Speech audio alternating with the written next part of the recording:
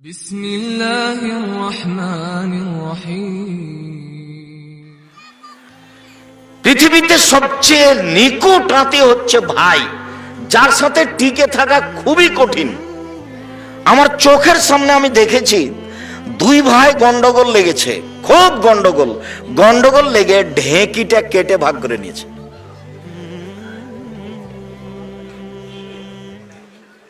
এর নাম ভাই, এর সাথে টিকে থাকা খুব কঠিন। আপনার বড় ভাইয়ের সাথে গন্ডগোল হয়েছে, আপনাকে হাত ধরে ক্ষমা নিতে হবে, এ কথাই ঠিক। ভুল আপনার বড় ভাইয়ের, আপনাকে হাত ধরে ক্ষমা নিতে হবে, এ কথাই ঠিক, এটাই নীতি। আপনি মনে কিছু নিয়েন না, 24 ঘন্টার মধ্যে আপনি আপনার ভাইয়ের হাত ধরে ক্ষমা নিবেন, এটাই জরুরি। নইলে অযথা ইবাদত করছেন, কিছু হয় না। রাগারাগি করে এভাবে চলে কোনো লাভ নেই। যার জন্য আমি দিনী বোনদেরকে বলি যে স্বামীর সাথে গন্ডগোল হয়েছে, না হয় তো স্বামীর সাথে কথা বলেন না। এক গ্লাস পানি নিয়ে যে সামনে এভাবে থ্যাকস করে রেখে চলে যাচ্ছেন, এভাবে তো ইবাদত কবুল হবে না।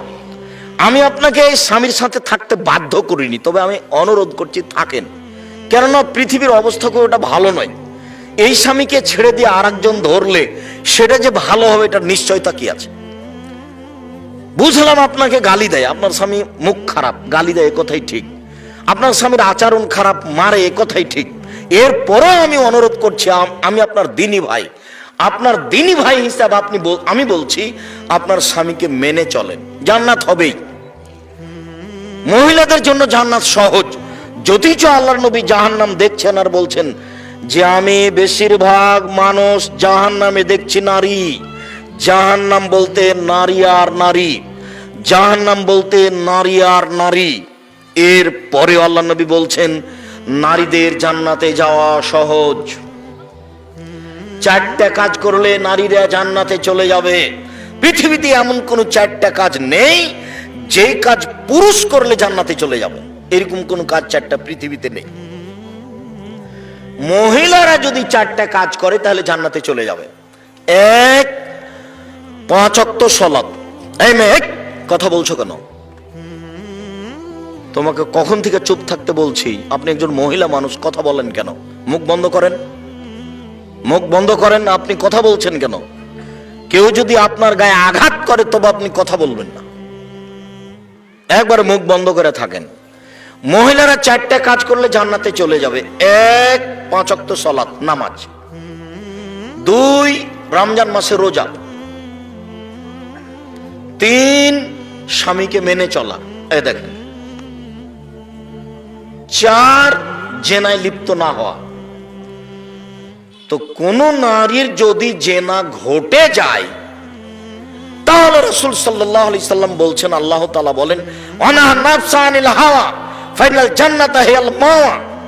কোন মহিলা যদি অশ্লীল কাজ থেকে নিজেকে ঠেকিয়ে দিতে পারে, আজ থেকে আর অশ্লীল কাজে লিপ্ত হব না, এই বলে যদি কোনো পুরুষ নারী নিজেকে ঠেকিয়ে দিতে পারে, আর করবে না, তাহলে আল্লাহ বলছেন আমি তাকে জান্নাতুল মাওয়া দিলাম। তা আপনার হয়েছে, ভুল হয়েছে, আপনি বন্ধ করেন। 4টা কাজ করলে আপনার জন্য জান্নাত সহজ। 1, 5 ওয়াক্ত সালাত। 2, রমজান মাসে রোজা, সিয়াম। 3, স্বামীকে মেনে চলা। 4, জেনা লিপ্ত না হওয়া। জান্নাতের সব দরজা খোলা, এই কথা মুহাম্মদ সাল্লাল্লাহু আলাইহি ওয়াসাল্লাম বলেন, আমি বলিনি। তো এই কথাটা কেন আসলো? যে আপনারা 2 জা বা 5 জা, ঘটনা কিন্তু বড় জায়ের ঘটেছে, তার কারণে গন্ডগোল হয়েছে। আপনি ছোট, আপনি আপনার জায়ের হাত ধরে ক্ষমা চাইবেন যে আপা ভুল হয়েছে, আমাকে মাফ করেন। এটা সহজ হবে? ও আপনার বড় যাও, ও আগে এসেছে এই বাড়িতে, ও আপনার কাছে হাত ধরে ক্ষমা নিতে কষ্ট পায়, লজ্জা পায়। কথা বুঝাতে পারি না মনে হয়? আপনার জন্য এটা সহজ। আপনি কেন এভাবে বলতে চাচ্ছেন? ভুল কি আমি করেছি নাকি? আমি মারামারি করেছি না? আমি গালি দিয়েছি কিনা? হ্যাঁ বুঝলাম, ভুল আপনার বড় যাই করেছে, এ কথাই ঠিক। কিন্তু আপনার জন্য আগে যেতে হবে, আগে যাওয়া উচিত, এ কথাও ঠিক। তো আপনারা ভাই ভাইকে অনুরোধ করছি, 24 ঘন্টা পার হয় না, রাত পার হয় না যেন। উপস্থিত বৈঠকের দিনই মুসলিম বোন, আপনার রাত পার হয় না যেন আপনি আপনার বড় জায়ের হাত ধরে ক্ষমা নিয়ে নেবেন, যা হয়েছে হয়েছে, এখন থেকে ভালো অবস্থায় ইবাদত করতে হবে। মরণ আসলো কে আসলো? এই যে কাকে কালকে দেখেছিলেন, আজকে আর নেই। মরণ তো একেবারে অল্প সময়ের জন্য। এইভাবে মন কষাকষি করে চলে কি হবে? অবেদিল কুরবা, নিকট আত্মীয়র সাথে ভালো আচরণ করো। ভাই ভাই ওয়াল ইয়াতামা, এতিমের সাথে ভালো আচরণ করো। এতিম লালন পালন যারা করে তাদের বিষয়ে, যাদের ভাই মারা গেছে, ভাতিজা ভাতিজি আছে, তাদের ব্যাপার, তারাই বেশি বিপদে। ভাই মারা গেছে, ভাতিজা ভাতিজি আছে, প্রতারণা দিয়ে জমি দখল করে নিয়েন না, সব সময় খোঁজ রাখতে হবে তাদের। আল্লাহর নবী বলেন, পৃথিবীর মানুষ শুনে রেখো, কেউ যদি এতিমের দেখাশোনা করে তাহলে সে ব্যক্তি আর আমি জান্নাতে এভাবে থাকবো। তর্জনী এবং মধ্যমা আঙ্গুলকে তিনি জমা করলেন, অফাররাকা বাইনাহুমা, দুইটার মধ্যে একটু ফাঁকা করলেন। দেখো দেখো দেখো, এতিমের যে লালন পালন করে সে ব্যক্তির আমি জান্নাতে এভাবে থাকবো। তর্জনী মধ্যমায় দুটি আঙ্গুল দিয়ে ইশারা করলেন, মধ্যে একটু ফাঁকা রাখলেন। এখানে আর একটা কথা আছে, আল্লাহ নবী বলছেন, কেউ যদি দুইটা বেটির লালন পালন করে, মেয়ের শিক্ষা দীক্ষা দেয়, বিবাহ শাদী দিয়ে দেয় বাপ হয়ে, তাহলে আমি মুহাম্মদ সাল্লাল্লাহু আলাইহি ওয়াসাল্লাম আর ওই বাপ জান্নাতে একসাথে থাকবো। তখন আঙ্গুল দুটি দেখালেন, তখন জমা করে দিয়েছে। মেয়ের লালন পালনের দাম বেশি। 10টা ছেলেকে মাস্টার ডিগ্রি পাস করালে জান্নাত হবে, এ কথা মুহাম্মদ সাল্লাল্লাহু আলাইহি ওয়াসাল্লাম বলেননি। পড়াতে হবে, আপনি বাধ্য তাই পড়াচ্ছেন। জন্ম দিয়েছেন, পড়াবেন, আপনি বাধ্য। এর বিনিময়ে জান্নাত হবে, এই কথা মুহাম্মদ সাল্লাল্লাহু আলাইহি ওয়াসাল্লাম বলেননি। বড় ওকে লাঠি দিয়ে পিটাতে হবে, এই কথা মুহাম্মদ সাল্লাল্লাহু আলাইহি ওয়াসাল্লাম বলেন। কিন্তু দুইটা মেয়ে লালন পালন করেন, তখন বিনিময় জান্নাত। তখন আঙ্গুল দুটি আল্লাহ রাসূল কিভাবে দেখালেন বলেন তো? মনে থাকবে না মনে হয়, তখন জমা হয়েছিল। আর যখন দেখাচ্ছিলেন এতিম, তখন একটু ফাঁকা করেছিলেন। অল ইয়াতামা, এতিমের লালন পালন। আনাস রাদিয়াল্লাহু তাআলা আনহু বলেন, যা রাজুলুন নবী সাল্লাল্লাহু আলাইহি শাক্কা কলবাহু কাসওয়াতা কলবিহি, আল্লাহর নবীর নিকট একটা লোক এসে বলল, আল্লাহর নবী, আমার অন্তরটা খুব শক্ত, মানুষ টাকা পয়সা চাইলে দিতে পারি না, কৃপণতা চেপে ধরে, ভেতরে কোনো মায়া মহব্বত বোঝা যায় না। এইখানে আর একটা বাক্য বলে রাখছি, যেটা আরো 2-1 দিন বলেছি, মনে আছে? এই ছেলে শোনো, তোমাকে বলছি, আজ থেকে বাড়িতে বের হলে তুমি তোমার মাকে বলে দিও, আম্মা কিছু খুচরা টাকা আমার পকেটে দিবেন, 5-10 টাকা 20 টাকা। ফকির ভিক্ষা চাইলে আমি যেন বের করে দিতে পারি। ফকির ভিক্ষা চাই, তখন আমার পকেটে 500 টাকা নোট থাকে, আমি তখন বলি, আমাকে মাফ করো, আমি ফকিরের কাছে কত ক্ষমা চাইবো মা, আপনি আমাকে কিছু খুচরা টাকা দিয়েন। তার আপনাকে বলছি, স্ত্রীকে বলে দিয়েন তার স্বভাব পরিবর্তন করতে হবে। স্ত্রীর স্বভাব হতে হবে আপনার মায়ের মতো। আপনার মা 16 জন মানুষের ভাত রান্না করতে কোনোদিন ভারী মনে করেনি। আপনারা ছিলেন 10 ভাই বোন, বাড়িতে ছিল 2 জন কিষান কামলা, 12 জন। তারপরে আপনার বাপ মা 14 জন। আপনার বাপের অভ্যাস ছিল মসজিদ থেকে ফকির ধরে আনা, 2 জন ফকির ধরে নিয়ে এসছে রাতে। 16 জন মানুষের ভাত রান্না করতেন আপনার মা, ঢেঁকিতে ধান ভেঙে কোনোদিন ভারী হয়নি। আপনার স্ত্রী যেখানে ভাত রান্না করে সেখানে শোকে সবকিছু আছে ফ্রিজে। রাত 10টা 11টার সময় আমাকে নিয়ে গেছেন, গিয়ে বলছেন, খালেদা উঠো, মেহমান আছে। তখন আপনার স্ত্রী নাক সিটকে নিতে বলছে, হ্যাঁ বাজার থেকে মেহমানকে খাওয়িয়ে নিয়ে আসবনি, এখন বিরক্ত করো। এই কণ্ঠ যদি আপনার মা শুনতে পায়, 80 বছর বয়স, ঘরে শুয়ে আছে ওইদিকে, তাড়াহুড়া করে আপনার মা উঠে আসবেন, এসে বলবেন, থাক বেটা, বউ মাকে উঠেছ না বেটা, আমি ঠিক করে দিছি। এই কথা আপনার মা বলতে পারে, আপনার বউ নাক সিটকানি দেয়। আমি বউকে তালাক দিতে বলিনি, তবে বউ স্বভাব পরিবর্তনের জন্য অনুরোধ জানিয়েছি। চেষ্টা করেন, কোন সময় 150 চাউল রান্না করবেন, আপনার মা 3 কেজি চাউল রান্না করে দেন, 3 সের। আপনারা খেতেন, মেহমান খেত, ফকির ফকিরনি খেত, রাতে গরুতে খেত, আপনি 150 চাল রান্না করেছেন। আমি মেহমান গেছি দুপুরের সময়, তখন আপনার স্ত্রী বলছে যা রান্না করেছি তা তো মেহমানকে দিলে শেষ হয়ে যায়, শেষ হয়ে যায়, কি করবে, চানাচুর বিস্কুট দিয়ে বিদেকে দাও, বিদেকে দাও। এই স্ত্রীর নীতি স্বভাব পরিবর্তন করতে হবে। আপনার স্ত্রীর কারণেই আপনার বাপের স্বভাব আপনি গ্রহণ করতে পারেননি। আপনার বাপ যখন এশার সালাত আদায় করে মসজিদ থেকে বের হতেন, তখন মসজিদ থেকে বের হওয়ার সময় ডান দিকে বাম দিকে লক্ষ্য করতেন, মুরব্বী বাড়ি কোথায়? বাড়ি ফরিদপুর ভাঙা। খেয়েছেন কি? জি না। চলেন আমার সাথে। আজকে আপনি নিয়ে যান, আপনার স্ত্রী যদি নাক সিটকানি ধমক দেয় তো কালকে নিয়ে যেতে পারবেন না, তখন আর খোঁজই নেবেন না যে ওইকে। যার জন্য মায়ের স্বভাবে আপনার স্ত্রীকে ফিরে যেতে হবে, আপনাকে ফিরে যেতে হবে বাপের স্বভাবে। মানুষকে খাদ্য দেওয়া শিখতে হবে। আপনি কেন এই কথা বললেন? আপনার স্ত্রী কেন ভারী মনে করে? হ্যাঁ, তোমার ভাগ্নি আছে, তোমার ভাগনা আছে, তোমার বোন আছে, তোমার বাপের আত্মীয় স্বজন আছে, তোমার বাপের বন্ধু আছে, এতগুলো ঝামেলা পাকাতে পারবো না। এই কথা আপনার স্ত্রী কেন বলে আজকে বলে দিয়েন, শোনো তুমি আমার স্ত্রী, তোমাকে আমি অন্তর থেকে ভালোবাসি। আমি একাই আমার রুজি খাচ্ছিলাম, আমার হাত দিয়ে আল্লাহ আমাকেই শুধু রুজি দিচ্ছিল। তুমি এসেছ, আমার হাত দিয়ে আল্লাহ রুজি দেয় দুইজনকে, তোমাকে আর আমাকে। আমাদের ছেলে মেয়ে হলো 2 জন, এখন আল্লাহ রুজি দেন আমার হাতে 4 জনকে। আমার ভাগ্নি আছে, আমার হাত দিয়ে রুজি দিবেন 5 জনকে। আমার ভাগনা আছে, রুজি দিবেন 6 জনকে। আমার বোন আছে, রুজি দিবেন 7 জনকে। আমার ভগ্নিপতি আছে, রুজি দিবেন 8 জনকে। আমার বাপের একজন বন্ধু এসেছেন, রুজি দিবেন 9 জনকে। সব রুজি আল্লাহ আমার হাত দিয়ে দিবেন। বলো তুমি রুজি আল্লাহ বাড়ালেন না কমালেন? তুমি কেন সংকীর্ণতায় যাবা? সংকীর্ণতায় তুমি যাবা কেন? তোমার মাথায় কথায় টেনশন। রুজি আল্লাহ দিবেন। তুমি আজকে বলে দিবে আম্মা চিন্তা করবেন না, আপনাকে পৃথক হতে হবে না, আপনি আমার কাছে খাবেন, আব্বা আমার কাছে খাবে, বোন আমার কাছে খাবে, ভাগনা আমার কাছে খাবে, ভাগ্নি আমার কাছে খাবে, দুলা ভাই আমার কাছে খাবে, আমার বাপের যত আত্মীয় স্বজন আছে সব আমার কাছে খাবে। চিন্তা করবেন না, আল্লাহ ব্যবস্থা করে দিবেন। আপনি 3 মাস পদক্ষেপ নেন, বরকত বেশি হয়েছে। বরকত ভিন্ন জিনিস, রুজি ভিন্ন জিনিস। কতবার বললাম, রুজি ভিন্ন জিনিস, বরকত ভিন্ন জিনিস। প্রত্যেকটা জিনিসে বরকত আছে। এই টেবিলটা তো বরকত আছে। টেবিল একটা জিনিস, এতে বরকত আছে। কি আব্দুর রাজাক সাহেব, বরকত বুঝতে পারলেন না? আপনার দাদার হাতের একটা টেবিল বানানো আছে, 50-60 বছর থেকে আছেই। আপনার বাপ বা আপনি একটা কাল টেবিল বানিয়েছেন, টেবিলটা বানিয়ে এখানে রেখেছেন, বই শুধুমাত্র মিস্ত্রিটা বের হয়েছে, আর উপরে একটা বস্তা ছিল, টেবিলের উপরে পড়ে টেবিলটা ভেঙে গেল। বুঝাতে পারলাম না?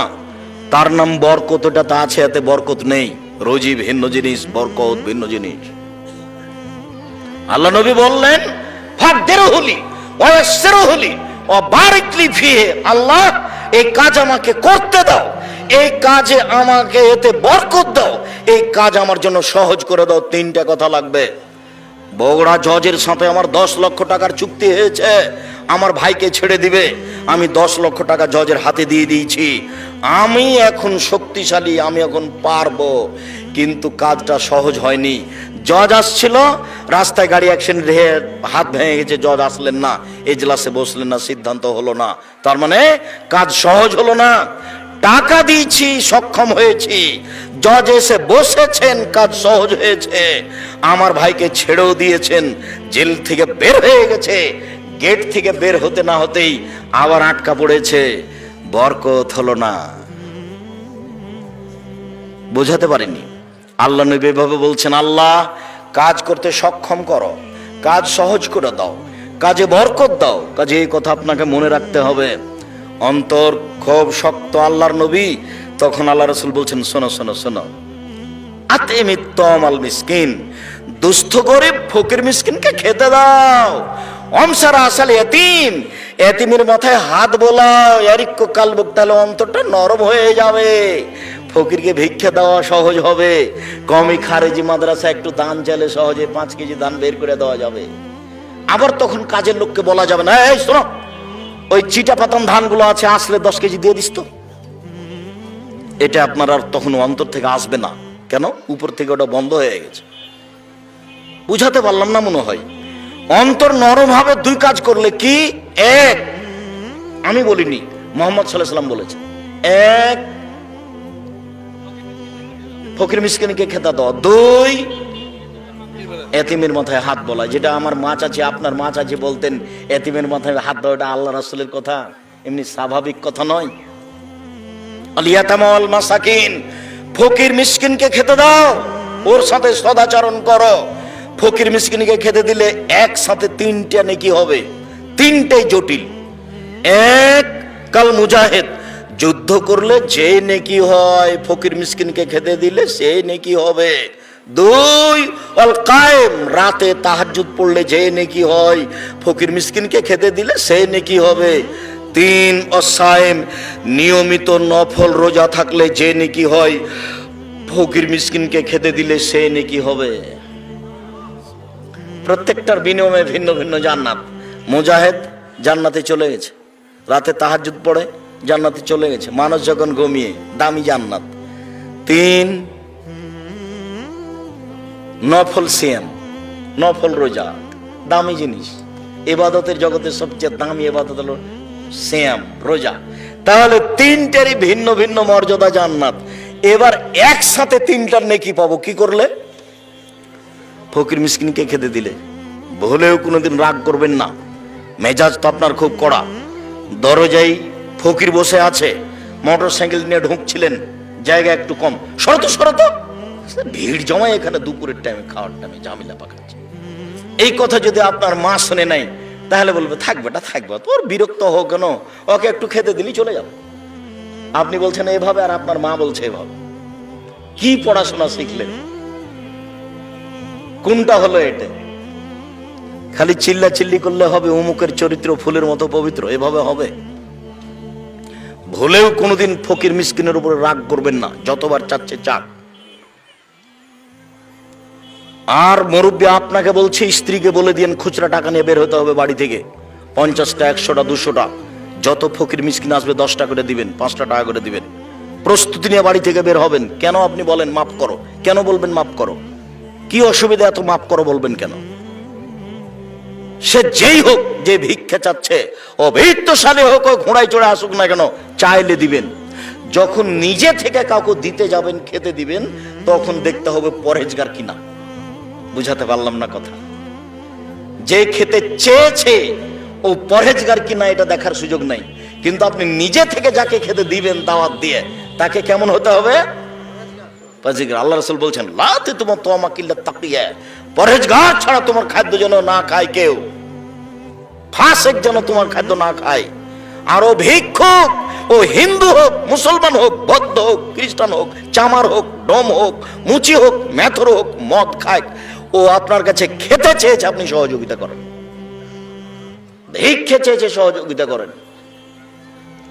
নিজে থেকে যখন আপনি খাওয়ার দিবেন তখন আপনি পরহেজগার খুঁজবেন, নইলে রাসূলকে অমান্য করা হবে। সম্মানিত দিনী ভাই বোন, অল ইয়াতামা ওয়াল মাসাকিন অল জারিজিল কুরবা, নিকট প্রতিবেশীর সাথে সদাচরণ করো।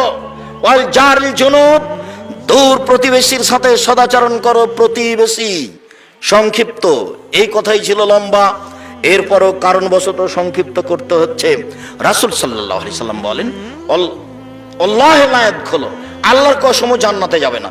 আল্লাহে লা ইয়াদখুলু, আল্লাহর কসম জান্নাতে যাবে না। আল্লাহে লা ইয়াদখুলু, আল্লাহর কসম জান্নাতে যাবে না। কিলা বানি ইয়া রাসূলুল্লাহ, কে জান্নাতে যাবে না সেটা তো বলবেন। যাবে না কে? আপনি যে বলছেন আল্লাহর কসম যাবে না, আল্লাহর কসম যাবে না, আল্লাহর কসম যাবে না, কে যাবে না? তখন আল্লাহ রাসূল বলছেন, মাল্লা ইয়ামান জারহু বাওয়াইকাহু, যে তার প্রতিবেশীকে কষ্ট দেয় সে জান্নাতে যাবে না। বুখারী মুসলিম। বুঝাতে পারিনি? প্রতিবেশীর কাছে টিকা থাকাই খুব কঠিন। আমার খারাপটা বলাই তার কাজ। আমি ঢাকায় আছি, আপনি ঢাকায় আছেন, তা আপনি বলছেন আম্মা এক কাজ করেন তো আম্মা, ওই যে আমাদের পাড়ার পাশে যে চাচি ছিল না, ওই চাচিকে 500 টাকা দিয়েন তো আম্মা। তখন আপনার মা বলছেন, করেছিস কি? সব সময় তোর বদনাম করে, ওকে টাকা দিবি?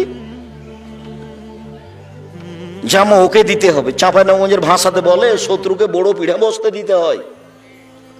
এই ভাষা বুঝেন কি না, যাকে ভাষা বোঝানোর দরকার নাই।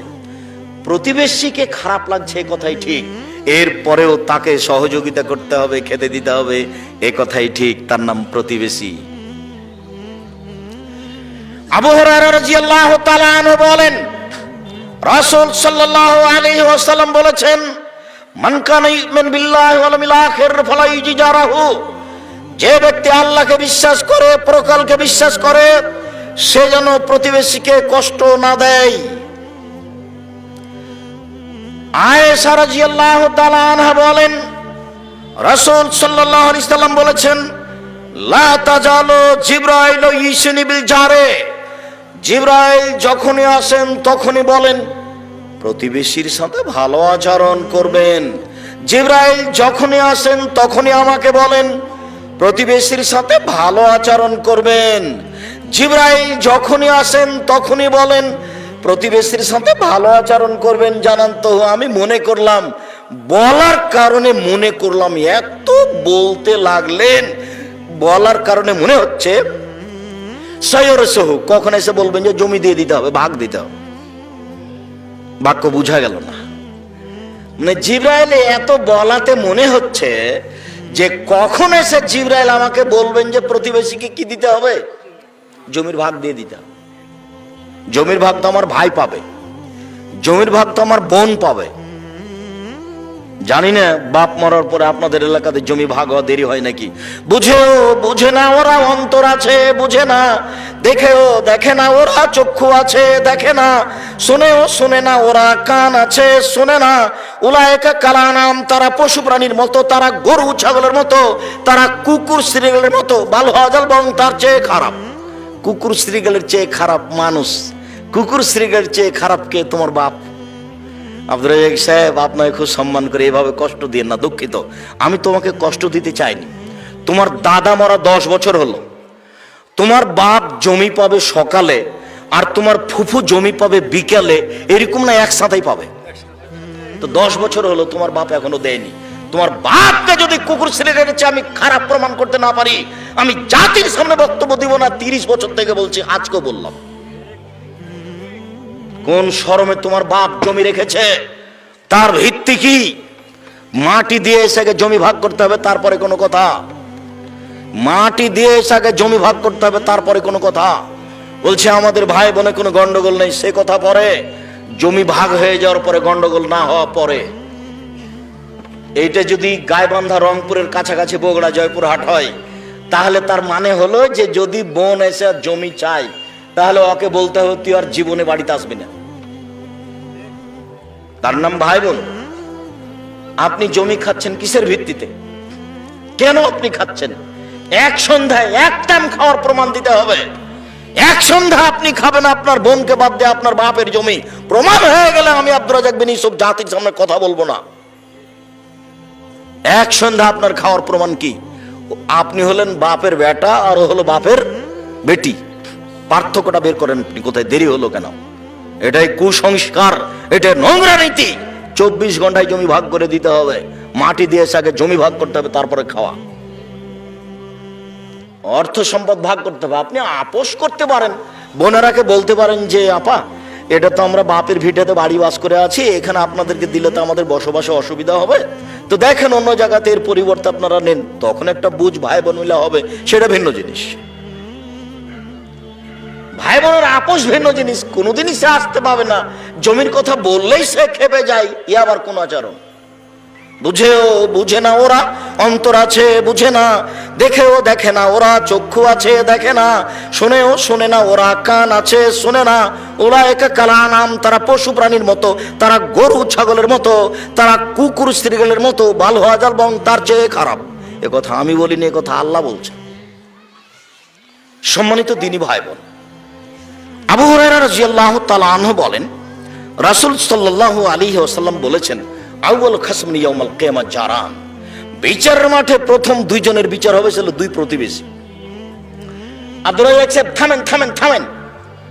আমরা আপনার মুখে একাধিক দিন বক্তব্য শুনেছি, তাতে প্রথম বিচার হবে নামাজের, সালাতের, আর আপনি আজকে বলছেন প্রথম বিচার হবে দুই প্রতিবেশীর। বুঝাতে পারলাম না, একটু বুঝিয়ে বলবেন কি? হ্যাঁ, আল্লাহর হকে প্রথম বিচার হবে সালাতের, নামাজের। আর মানুষের যে পরস্পর একটা হক অধিকার আছে, এই হক অধিকারে বিচার মাঠে প্রথম বিচার হবে কিসের? দুই প্রতিবেশীর। এটা আমি বলিনি, এ কথা মুহাম্মদ সাল্লাল্লাহু আলাইহি সাল্লাম বলেন।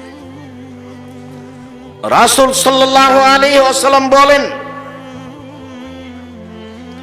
একজন লোক এসে বলছে, আল্লাহর নবী, কাইফা আলামু ইন্নী আসাতু আহসান্ত, আমি কি দিয়ে বুঝবো আমি ভালো মানুষ, আমি কি দিয়ে বুঝবো আমি খারাপ মানুষ?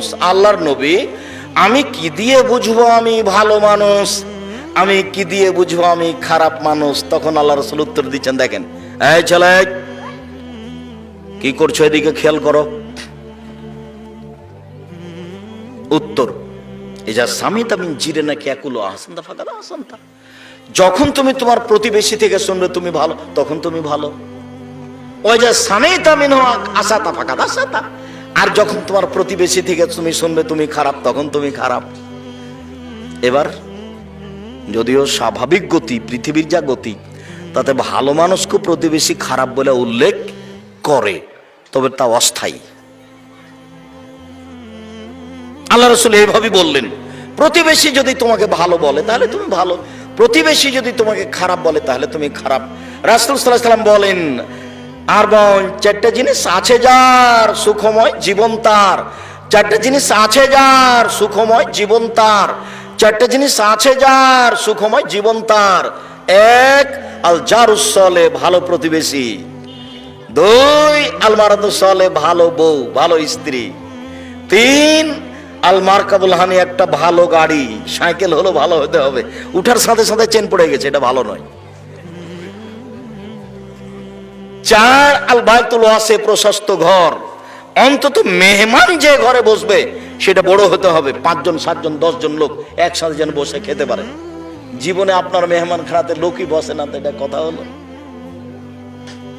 আজ থেকে আপনার স্ত্রীকে বলে দিন আপনার মায়ের স্বভাবে ফিরে যেতে হবে, মাঝে মধ্যে বাড়িতে মেহমান ফকির মিসকিন খাবে। 3 দিন যদি ফকির বাড়িতে না আসে, খেতে না চাই, তাহলে স্ত্রীকে বলবেন, এই শোনো খালেদা, শোনো, ব্যাপারটা কি আমি বুঝতে পারি না কিছু গো, উপরে নড়চড় হয়ে গেল নাকি, ফকির কেন আসে না, ফকির কেন কেউ খেতে চায় না, এর দাম আছে, আপনাকে যদি আমি বুঝাতে না পারি আমি অক্ষম। ফকিরকে অনীহা করতে হবে না, খেতে দিতে শিখতে হবে, এই কথাই ঠিক।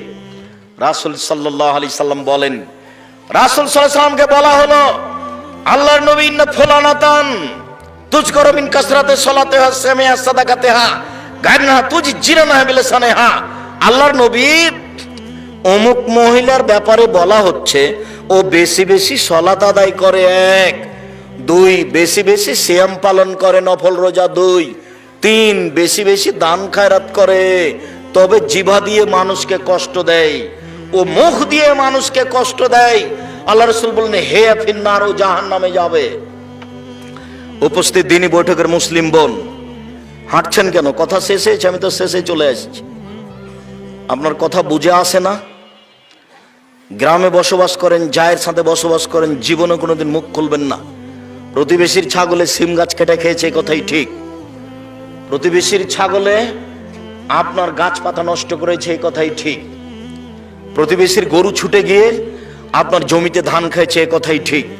সিম গাছে সিম ধরে ধরে, এই সিম গাছ প্রতিবেশীর ছাগলে কেটে দিয়েছে, এটা সহ্য করা কঠিন, এই কথাই ঠিক। এরপরেও মুখ খুলবেন না। আল্লাহ নবী বলছেন, তাহাজ্জুদ পড়ে জান্নাত হবে না, দান খায়রাত করে ইবাদত জগতের সবচেয়ে দামি, শক্তিশালী, পাওয়ারফুল ইবাদত দান। এরপরেও যদি মুখ খারাপ থাকে তাহলে জান্নাত হবে না। আল্লাহ নবী, অমুক মহিলা বেশি বেশি সালাত আদায় করে না, কম কম করে, বেশি বেশি সিয়াম পালন করে না, কম কম করে, বেশি বেশি দান খায়রাত করে না, কম কম করে, তবে মুখে কাউকে কষ্ট দেয় না, হিয়া ফিল জান্নাহ, ও যাবে জান্নাতে। আল্লাহ রাসূলের মুখের ভাষা আমি অনুবাদ করে শোনালাম। সম্মানিত দিনী ভাই বোন, আমরা আলোচনার শেষে চলে আসলাম। শেষে চলে এসে আপনাদের নিকটে আমার জরুরি অনুরোধের 1 নম্বর অনুরোধ, মানুষের জীবনে সবচেয়ে জরুরি কাজ 5 ওয়াক্ত সালাত। এর চেয়ে পৃথিবীতে কোনো জরুরি কাজ নেই। মানুষের জীবনে জরুরি কাজ হচ্ছে হালাল রুজি, জমি দখল করবেন না জোর করে। মানুষের জীবনে তৃতীয় জরুরি কাজ হচ্ছে কোরআন তেলাওয়াত করা। 24 ঘন্টা অন্তত সূরা ইখলাস 3 বার পড়বেন, নিজেকে বাঁচাবেন।